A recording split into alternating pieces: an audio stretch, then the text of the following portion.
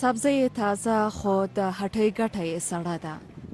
دی چې د خپلې کورنۍ یوازینی ګټیالی دی وایي د کرونا ویروس په خپرېدو سره یې کارونه پیکه او د دسترخوان ډوډۍ وچه شوې ده. زه پوهېږم چې کرونا دی، موږ یې کور نه په مستۍ ته نه رسو، ځکه ارسو چې کرونا موږ نه مړ کوي، خو همه کور کې به موږ لوږې نه مړ شو.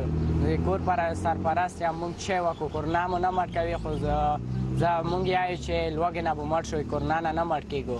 موږ پوهېږو چې کرونا دی. د رسمي شمیرو له مخې افغانستان کې د کرونا ویروس له خپرېدو وړاندې د بېوزګارۍ کچه تر 40 سلنې رسېده.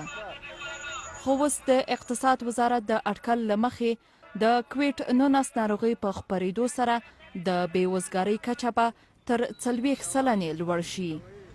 د دغه وزارت د اټکل له مخې سږ کال به د افغانستان اقتصادي وده تر -4 درجو ټیټه شي.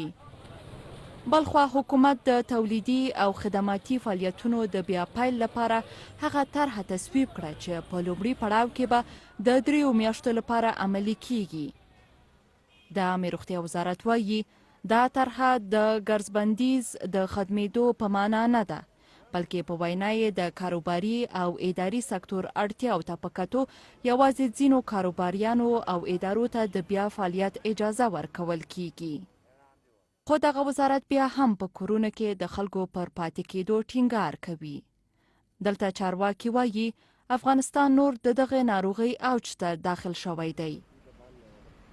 حکومت هم د وضعیت کابو کولو لپاره نسبی ټولبند حالت د 3 میاشتو لپاره وغځاوه. هغه کسان چې د اقتصادي د نظره شکایت کوي که چیرې موږ صحت ونه لرو، صحت بهترین شی د سرعت ده، که چیرې موږ ناروغ اوسو نو بیا موږ کار هم نشو کولی. زه وایم که 3 میاشتې غځېږي نو د خلکو مشکلات او ستونزې هم باید مد نظر ونیول شي.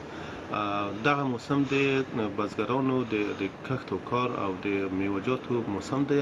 په دغه موسم کې باید بزګران خپل میوې ښارونو ته راوړي او دلته یې خرڅ کړي تر څو خپلو اولادو ته یوه مړۍ حلاله ډوډۍ ترلاسه کړي. په ورته وخت کې د افغانستان د عامې روغتیا وزارت تایید کړه چې د کوویډ-19 ناروغانو شمیر له هغه زیات دی چې رسمي اعلانېږي. د چارواکو په وینا یوازې په کابل کې ښایي 1 میلیون تنه په کرونا اخته شوي وي. دا وزارت یوازې په ورځ کې 2000 تنه معاینه کولی شي، خو وایي د معاینې لپاره له خپلې وړتیا 10 برابره ډیر کسان ورځي. شازیه حیا، BBC کابل.